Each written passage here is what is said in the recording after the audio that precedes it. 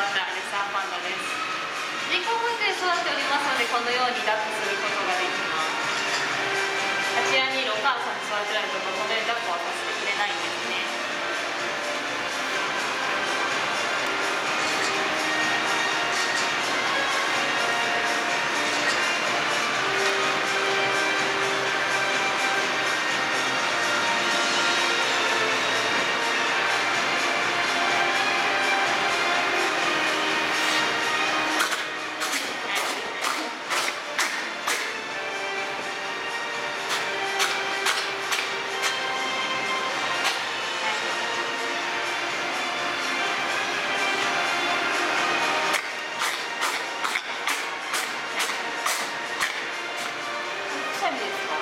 生まれつきくしゃみしてまして、ずっとこの症状が続いてるんですね。